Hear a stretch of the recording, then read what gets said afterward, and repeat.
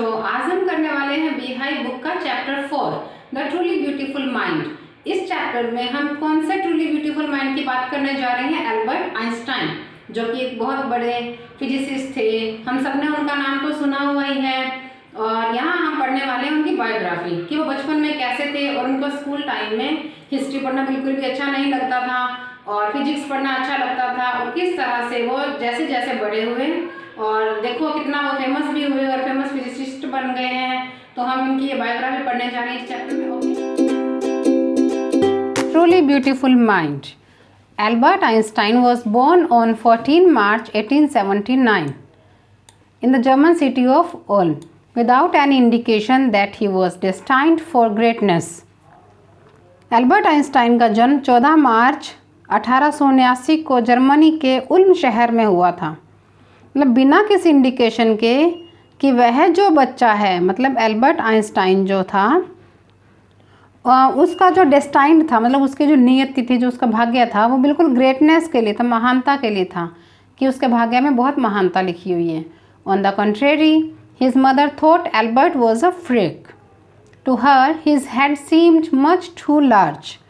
और इसके विपरीत उसकी माँ ने सोचा कि एल्बर्ट एक एक्स्ट्रा ऑर्डिनरी बालक था, है ना, क्योंकि उसकी माँ को एल्बर्ट का जो सिर था वो बहुत ही विशाल लग रहा था, मतलब टू लार्ज, बहुत ज़्यादा बड़ा महसूस हो रहा था उसका सिर जब वो पैदा हुआ था। एट द एज ऑफ 2.5, कितनी एज पर? 2.5, 2.5 वर्ष की as per Einstein still wasn't talking. 2.5 वर्ष की आयु तक भी आइंस्टाइन को बोलना नहीं आ रहा था। When he finally did learn to speak he uttered everything twice. Einstein did not know what to do with other children and his playmates called him both brother boring. और 2.5 साल के वर्ष तक तो आइंस्टाइन को बोलना ही नहीं आ रहा था, और जब फाइनली आइंस्टाइन ने बोलना सीखा तो वह हर बात को 2 बार बोलता था, ट्वाइस, है ना, 2 बार बोलता था हर बात को। और आइंस्टाइन यह नहीं जानता था कि दूसरे बच्चों के साथ वो क्या करे, क्योंकि उसके जो साथी खिलाड़ी थे, जो उसके प्लेमेट्स थे, वो उसे क्या कहकर बुलाते थे? Brother boring. एल्बर्ट आइंस्टाइन के जो प्लेमेट्स थे वो एल्बर्ट आइंस्टाइन को कहते थे ब्रदर बोरिंग, मतलब नीरस भाई। So the youngster played by himself much of the time. और इसलिए यह जो यंगस्टर था, कौन? आइंस्टाइन, यह अधिकतर समय वो बिल्कुल अकेले ही खेलते रहता था। ही स्पेशली लव्ड मैकेनिकल टॉयज़। और कौन से टॉयज़ एल्बर्ट आइंस्टाइन को पसंद थे? मैकेनिकल टॉयज़, मतलब जो यांत्रिक खिलौने थे ना, अपने आप चलते हैं सेल से वगैरह से, वो उस तरह से। Looking at his new born sister Maja, he is said to have said fine but where are her wheels. मतलब ऐसा कहा जाता है कि जब उसकी छोटी बहन हुई थी, मतलब माजा उसका नाम था, तो उसको देखकर एल्बर्ट आइंस्टाइन ने क्या कहा था कि अच्छी है ये, है ना, मतलब बहन तो अच्छी है, फाइन है, लेकिन इसके पहिए कहाँ हैं, इसके व्हील्स कहाँ हैं? A headmaster once told his father that what Einstein chose as a profession wouldn't matter because he'll never make a success at anything. एक बार हेडमास्टर ने एल्बर्ट आइंस्टाइन के फादर को एक बार बताया था कि आइंस्टाइन जो है वो प्रोफेशन के रूप में जिसे भी चुने, है ना, जो कुछ भी चुनेगा इसका कोई मतलब नहीं रह जाएगा, क्योंकि वह किसी भी चीज़ में कभी भी सक्सेस नहीं होगा, सफलता नहीं पाएगा। Einstein began learning to play the violin at the age of 6 because his mother wanted him to. He later became a gifted amateur violinist, maintaining the skill throughout his life. अब जब वो मतलब Albert Einstein जो थे वो 6 वर्ष की as में जब हुए थे, मतलब 6 साल के ही जब हुए थे, तभी उन्होंने क्या कर लिया था? वायलिन बजाना सीख लिया था। और उनकी जो माँ थी वो भी चाहती थी कि उनका जो बच्चा है वो मतलब शौक, जो भी उसकी टैलेंट है, वो अपने इसको जीवन भर तक बनाए रखे, मेंटेन रखे लाइफ टाइम तक। But Albert Einstein was not a bad प्यूपिल। लेकिन एल्बर्ट आइंस्टाइन एक बुरा प्यूपिल, बुरा शिष्य नहीं था। He went to high school in Munich where Einstein's family had moved when he was 15 months old and scored good marks in almost every subject. लेकिन जब Albert Einstein मतलब एक बुरा शिष्य तो था ही नहीं, अब वो म्यूनिक में एक हाई स्कूल में जब गया और जहाँ पर आइंस्टाइन का परिवार जो था वहाँ से प्रवास भी कर गया था, है ना, मतलब वहाँ पर रह कर गया था। और जब वो 15 माह का था तो लगभग प्रत्येक विषय में अच्छे अंक प्राप्त करते थे, है ना, मतलब वहाँ जब वो 15 महीने तक रहे थे तब तक अच्छे मार्क्स गेन किए थे हर सब्जेक्ट में। Einstein hated the schools regimentation and often clashed with his teachers. और आइंस्टाइन को मतलब वो जो स्कूल का रेजिमेंटेशन था ना, कठोर अनुशासन था, वो उससे बिल्कुल भी अच्छा नहीं लगता था, वो हेट करता था उससे, और अक्सर वो अपने अध्यापकों से झगड़ भी पड़ता था। At the age of 15 Einstein felt so stifled there that he left the school for good. और 15 वर्ष की उम्र में आइंस्टाइन ने महसूस किया कि उसकी वहाँ पर क्या मतलब सांस घुटने लग जाती थी उसकी, है ना, उसको ऐसा फील होता था, तो उसने हमेशा के लिए ही स्कूल छोड़ दिया। The previous year Albert's parents had moved to Milan and left their son with relatives. और मतलब पिछले ही वर्ष, है ना, प्रीवियस ईयर मतलब पिछले ही वर्ष एल्बर्ट के माता पिता जो थे वो मिलान शहर में ट्रांसफ़र हो गए थे, मतलब वहाँ पर चले गए थे और अपने बेटे को यानी कि एल्बर्ट आइंस्टाइन को रिश्तेदारों के पास छोड़ गए थे। After prolong discussion Einstein got his wish to continue his education in German speaking Switzerland in a city which was more liberal than Munich. अब वहाँ पर मतलब लंबा डिस्कशन हुआ उनमें, है ना, उसके बाद क्या हुआ, आइंस्टाइन की जो अपनी शिक्षा थी, है ना, वो जर्मन भाषी स्विट्जरलैंड में, स्विट्जरलैंड यानी कि जहाँ पर जर्मन लैंग्वेज बोली जाती थी, इसलिए इसको जर्मन स्पीकिंग स्विट्जरलैंड बोला जा रहा है, में प्राप्त करने की मतलब उनकी बहुत ज़्यादा अभिलाषा थी, तो वो पूरी हुई, उनकी यह इच्छा जो थी वो उनकी पूरी हुई। और ऐसे नगर में जो कि म्यूनिक की अपेक्षा बहुत ही अधिक जनरस सिटी थी। Einstein was highly gifted in mathematics and interested in physics, and after finishing school he decided to study at a university in Zurich. अब जो आइंस्टाइन थे ये मैथ्स में तो बहुत ही प्रतिभाशाली थे, एकदम जीनियस थे, हाईली गिफ्टेड थे, है ना, मतलब प्रतिभाशाली थे, और फिजिक्स में भी ये बहुत रुचि रखते थे। और जब स्कूल की शिक्षा जब उन्होंने ख़त्म कर ली तब उन्होंने क्या किया कि ज्यूरिक में एक यूनिवर्सिटी में, कहाँ पर, ज्यूरिक में एक यूनिवर्सिटी में उन्होंने अपनी पढ़ाई करने का, स्टडी करने का डिसाइड किया। But science wasn't the only thing that appeal to the dashing young man with the walrus moustache. अब लेकिन वहाँ पर वॉलरस जैसी मूंछों वाले, है ना, उस जोशीले युवक को, कौन सा जोशीला युवक, एल्बर्ट आइंस्टाइन, अभी इतना बड़ा हो गया था ना, कॉलेज में चले गए थे, तो इनको सिर्फ विज्ञान ही आकर्षक प्रतीत नहीं होता था, बल्कि और भी बहुत कुछ था जो इनको आकर्षक लगता था, जिसकी तरफ इनका ध्यान जाता था।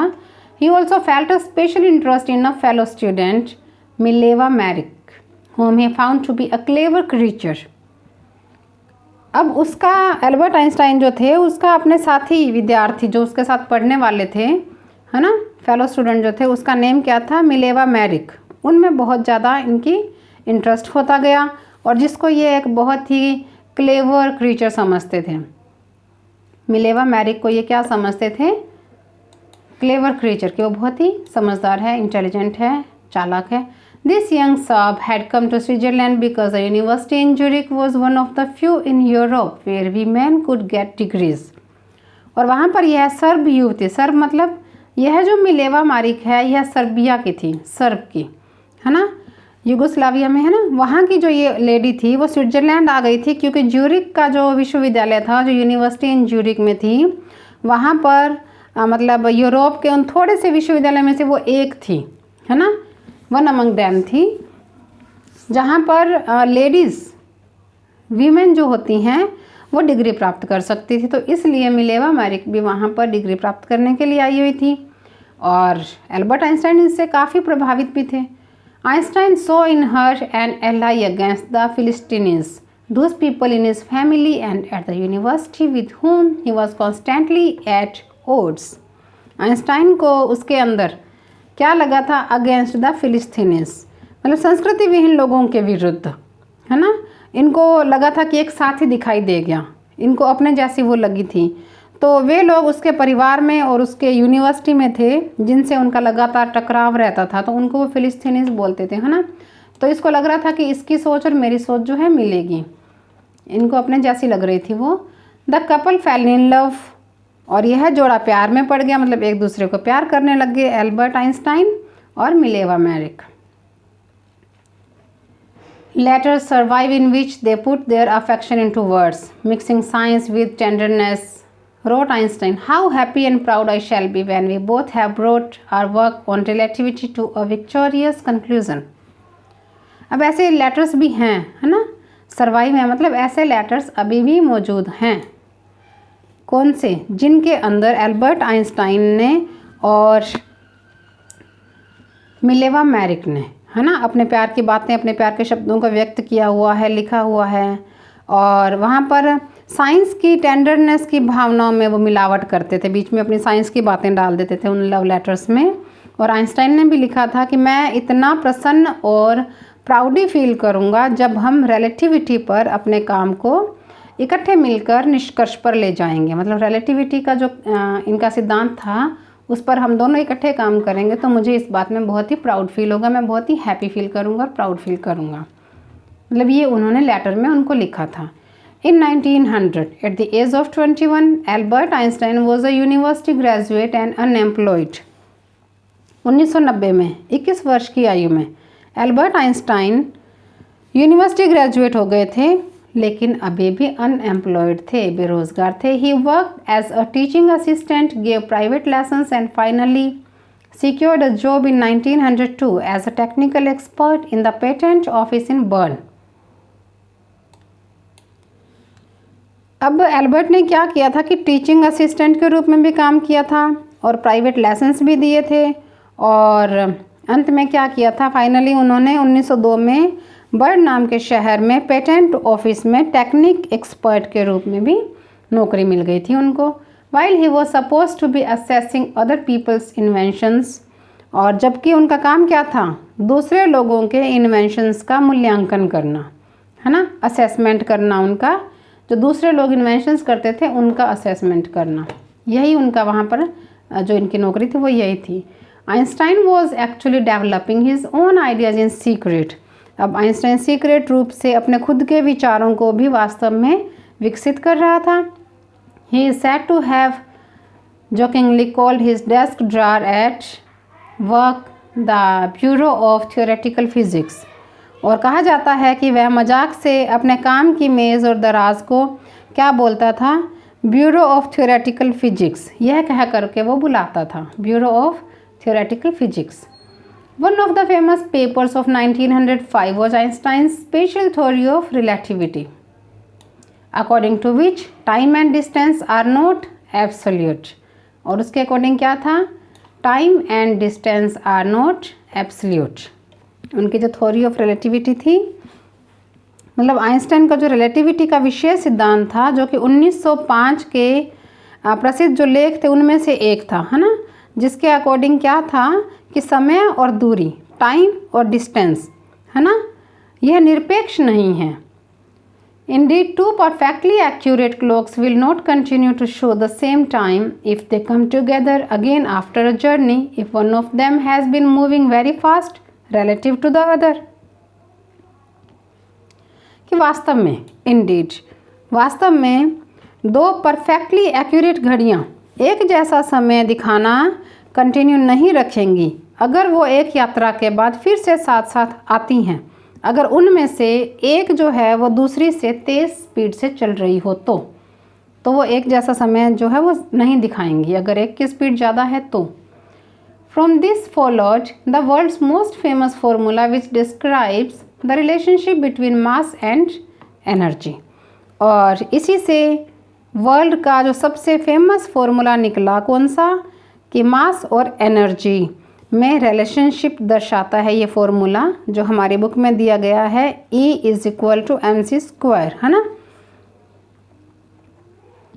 While Einstein was solving the most difficult problems in physics, his private life was unraveling। और जब आइंस्टाइन जो थे ये अपनी मोस्ट डिफ़िकल्ट प्रॉब्लम्स है ना, जो फिजिक्स से संबंधित थी उनको सुलझा रहे थे, तब उनकी जो निजी लाइफ थी, जो उनकी प्राइवेट लाइफ थी, यह भी अनट्रैवलिंग मतलब फेल हो रही थी। Albert had wanted to marry Mileva right after finishing his studies, क्योंकि एल्बर्ट जो थे वो जस्ट पढ़ाई ख़त्म करने के ठीक बाद मिलेवा से शादी करना चाहते थे। But his mother was against it, लेकिन उसकी जो मदर थी वो इसके बिल्कुल खिलाफ थी कि एल्बर्ट आइंस्टाइन को मिलेवा से शादी नहीं करनी चाहिए। She thought Mileva who was 3 years older than her son, कितने साल बड़ी थी, 3 years वो बड़ी थी एल्बर्ट से, was too old for him, क्योंकि उसकी माँ जो थी वो सोचती थी कि मिलेवा है ना जो, वो उसके बेटे से यानी कि एल्बर्ट से 3 साल बड़ी थी, तो उसके बेटे की एज के अकॉर्डिंग तो बहुत ज़्यादा बड़ी थी। और she was also bothered by Mileva's intelligence, और ऐसा भी हो चुका था कि मिलेवा की बुद्धि ने उसे परेशान भी किया था। She is a book like you, his mother said, उसकी माँ ने क्या कहा मिलेवा के लिए कि she is a book like you, कि वह भी तुम्हारी तरह एक पुस्तक ही है, मतलब सिर्फ पढ़ाई पढ़ाई और नॉलेज ही नॉलेज, है ना। Einstein put the wedding of, और इसलिए आइंस्टाइन ने अपने विवाह को ऑफ कर दिया, मतलब स्थगित कर दिया। The pair finally married in January 1903 and had 2 sons। अब इस जोड़े ने, इस पेयर ने, कौन सा पेयर, आइंस्टाइन और मिलेवा ने 1903 में जनवरी में शादी कर ली और इनके 2 बेटे हुए। But a few years later the marriage faltered, लेकिन कुछ वर्षों के बाद ही यह जो विवाह था, यह जो मैरिज थी, यह लड़खड़ाने लगी, डगमगाने लगी। Mileva meanwhile was losing her intellectual ambition and becoming an unhappy housewife. इसी बीच मिलेवा जो थी वो अपनी बौद्धिक महत्वाकांक्षाएं जो थी, इंटेलेक्चुअल एम्बिशंस जो थी उसकी, वो इन सब को खो रही थी और एक दुखी हाउसवाइफ, अनहैप्पी हाउसवाइफ बन गई थी। After years of constant fighting the couple finally divorced in 1919। Einstein married his cousin Elsa the same year. और फिर मतलब खूब वर्षों का जो इनका निरंतर लड़ाई झगड़ा हुआ, तो 1919 में इस जोड़े ने आखिरकार क्या हुआ, तलाक ही ले लिया, डिवोर्स्ड हो गया इनका। और आइंस्टाइन ने उसी वर्ष में, उसी ईयर में अपने चचेरी बहन कज़न एल्सा से शादी कर ली। Einstein's new personal chapter coincided with his rise to world fame. अब आइंस्टाइन का जो नया पर्सनल चैप्टर था, है ना, वो भी विश्व प्रसिद्धि तक ऊपर उठने के साथ साथ ही घटित हुआ, मतलब वो उनके वर्ल्ड फेमस होने लगे वो। इन 1915 he had published his general theory of relativity. 1915 में उन्होंने यह, उनकी जो पब्लिश हुई थी जनरल थ्योरी ऑफ रिलेटिविटी प्रकाशित हुई थी जब, तो which provided a new interpretation of gravity, जिसने क्या प्रोवाइड करवाया था, उसमें क्या नॉलेज आया था, किस चीज़ के प्रमाण आए थे कि गुरुत्वाकर्षण की एकदम इंटरप्रिटेशन, है ना, नई व्याख्या, गुरुत्वाकर्षण की न्यू इंटरप्रिटेशन जो थी वो इसमें प्रोवाइड हुई थी। An eclipse of the sun in 1919 brought proof that it was accurate. और 1919 में एक सूर्य ग्रहण भी हुआ था, जिससे यह मतलब प्रमाणित हो गया था कि यह सब कुछ बात जो थी वो एकदम एक्यूरेट थी, जो आइंस्टाइन ने कही थी। जो भी आइंस्टाइन की जनरल थ्योरी ऑफ रिलेटिविटी थी, यह एकदम एक्यूरेट है। Einstein had correctly calculated in advance the extent to which the light from fixed stars would be deflected through the sun's gravitational field. और आइंस्टाइन ने पहले ही यह कैलकुलेशन कर लिया था कि सूर्य का जो गुरुत्व क्षेत्र होता है उसके कारण फिक्स्ड तारों का प्रकाश जो है वो किस सीमा तक डायरेक्शन जो है चेंज कर सकता है, दिशा परिवर्तन कर सकता है, किस सीमा तक वो ऐसा कुछ कर सकता है ना। The newspaper proclaimed his work as a scientific revolution. और न्यूज़पेपर्स में, समाचार पत्रों ने उसके इस काम को एक वैज्ञानिक क्रांति के रूप में घोषित कर दिया, एक साइंटिफिक रिवॉल्यूशन के रूप में घोषित कर दिया था। Einstein received the Nobel prize for physics in 1921। अब आइंस्टाइन को फिजिक्स के क्षेत्र में नोबेल प्राइज़ मिला था कब, 1921 में नोबेल प्राइज़ मिला। He was showered with honours and invitations from all over the world and lauded by the press. और उन पर तो बरसातें ही हो गई थी, सम्मान की, इनविटेशंस की बरसात सी हो जाती थी, पूरे संसार में ही होने लगा था ऐसा, उनका इतना सम्मान होने लग गया था। और न्यूज़पेपर्स में भी क्या था, प्रेस मतलब न्यूज़पेपर में भी उनकी जो प्रशंसा थी वो छपती थी रोज़। When the Nazis came to power in Germany in 1933, Einstein emigrated to the United States. जब 1933 में जर्मनी में नाजी, है ना, नाजी कौन थे, नेशनल सोशलिस्ट पार्टी के मेंबर्स थे जो कि बिल्कुल घोर जातिवाद और अतिवादी थे, है ना। जब जर्मनी में नाजी सत्ता में आए थे, नाजियों की सत्ता थी, वो अस्तित्व में थे, मतलब उनकी राज चलता था, तब आइंस्टाइन ने यूनाइटेड स्टेट्स यानी कि अमेरिका को छोड़ दिया था, है ना। और 5 years later the discovery of nuclear fission in Berlin had American physicists in an uproar. और 5 वर्ष के बाद बर्लिन शहर में न्यूक्लियर विखंडन की खोज ने अमेरिकी फिजिसिस्ट जो थे उनको घबरा दिया था, है ना। Many of them had fled from fascism. और उनमें से बहुत से फांसीवाद से निकलकर भाग गए थे, just as Einstein had, जैसे कि आइंस्टाइन ने किया था। And now they were afraid the Nazis could build and use an atomic bomb. और अब वो डरे हुए थे कि नाजी जो हैं वो एटम बम बना सकते थे और इनका यूज़ भी कर सकते थे। At the urging of a colleague, Einstein wrote a letter to the American President Franklin D. Roosevelt. एक अपने कलीग, अपने दोस्त, अपने सहकर्मी के आग्रह पर आइंस्टाइन ने अमेरिका के राष्ट्रपति, कौन थे उस टाइम, अमेरिका के प्रेसिडेंट जो थे फ्रैंकलिन डी रूजवेल्ट थे, उनको एक लेटर लिखा। कब, 2 अगस्त 1939 को, in which he warned a single bomb of this type exploded in a port might very well destroy the whole port together with some of the surrounding territory. जिसमें क्या चेतावनी दी थी उस लेटर में, जो 2 अगस्त 1939 को फ्रैंकलिन डी रूजवेल्ट को लिखा था आइंस्टाइन ने, उसमें यह चैलेंज किया था, यह चेतावनी वार्न कर दिया था उनको कि इस प्रकार का एक ही बम अगर एक पोर्ट पर यानी कि एक बंदरगाह पर एक्सप्लोर किया जाए, विस्फोट कर दिया जाए, तो हो सकता है कि बहुत अच्छे से पूरे बंदरगाह को ही डिस्ट्रॉय कर दिया जा सकता है, और साथ ही उसके चारों तरफ के क्षेत्र को भी, मतलब जो भी जगह उसके सराउंडिंग में होगी उस सारे को भी साथ ही मतलब नष्ट किया जा सकता है। और his words did not fail to have an effect, उसके शब्द प्रभाव डालने में असफल नहीं हुए, मतलब उसके शब्दों का बहुत प्रभाव पड़ा रूजवेल्ट पर। The Americans developed the atomic bomb in a secret project of their own and dropped it on the Japanese cities of Hiroshima and Nagasaki in August 1945. और अमेरिकियों ने भी अपनी एक सीक्रेट कार्य योजना बनाई और उसमें एटम बम का विकास कर लिया, और अगस्त 1945 में जापान के 2 शहरों हिरोशिमा और नागासाकी पर इन बम को गिराया था। कौन कौन से शहरों पे, हिरोशिमा और नागासाकी जो जापानीज सिटीज़ थी, अगस्त 1945 में। और यहाँ से सेकेंड वर्ल्ड वॉर की शुरुआत हुई थी 1945 से। Einstein was deeply shaken by the extent of the destruction,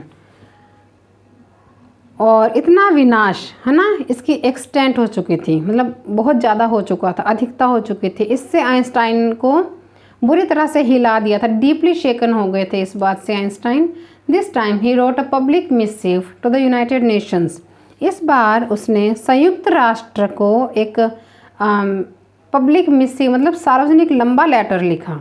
in it he propose the formation of a world government, इसमें क्या प्रस्ताव रखा कि विश्व सरकार का निर्माण किया जाए, वर्ल्ड गवर्नमेंट का निर्माण किया जाए। Unlike the letter to Roosevelt, this one made no impact, Roosevelt को लिखे पत्र की तरह नहीं, क्योंकि रूजवेल्ट को जो इन्होंने लेटर लिखा था उसका तो बहुत इम्पैक्ट पड़ा था, बहुत प्रभाव पड़ा था, लेकिन इस लेटर का कोई प्रभाव नहीं पड़ा। But over the next decade, Einstein got ever more involved in politics, agitating for an end to the arms build-up and using his popularity to campaign for peace and democracy. लेकिन अगले ही decades में, अगले दशकों में, है ना, दशकों में 10 वर्ष की जो अवधि होती है उसको बोलते हैं ना डिकेड। अगले दशक में आइंस्टाइन जो थे वो राजनीति में और भी अधिक उलझते गए, इन्वॉल्व होते गए, और मतलब आर्म्स यानी कि शस्त्र जो होते हैं, हथियार जो होते हैं, उनके निर्माण के अंत के लिए आंदोलन करते रहे कि इनका निर्माण जो है वो बंद हो जाए। और इनकी जो फेमस थे, मतलब जो भी इनकी पॉपुलैरिटी थी, जो भी इनकी लोकप्रियता थी, इसका यूज़ इन्होंने शांति और लोकतंत्र के अभियान के लिए इन्होंने किया। पीस और डेमोक्रेसी के लिए इन्होंने अपनी पॉपुलैरिटी का यूज़ किया। When Einstein died in 1955 at the age of 76, कब डेथ हुई इनकी? 1955 में। तब इनकी कितनी ईयर्स थी? 76 ईयर्स ओल्ड थे ये। He was celebrated as a visionary and world citizen as much as a scientific genius. और जब 1955 में 76 वर्ष की आयु में आइंस्टाइन की डेथ हुई तो उनकी प्रशंसा जो थी वो विजनरी मतलब भविष्यदर्शी के रूप में और विश्व नागरिक के वर्ल्ड सिटीजन विश्व नागरिक के रूप में उतनी ही हुई जितनी कि साइंटिफिक जीनियस के रूप में हुई थी। मतलब ये इन सारे रूपों में ही इनकी जो है वो प्रेज हो रही थी दुनिया में, ये इतने ज़्यादा फेमस हो रहे थे। And that's all. Thank you.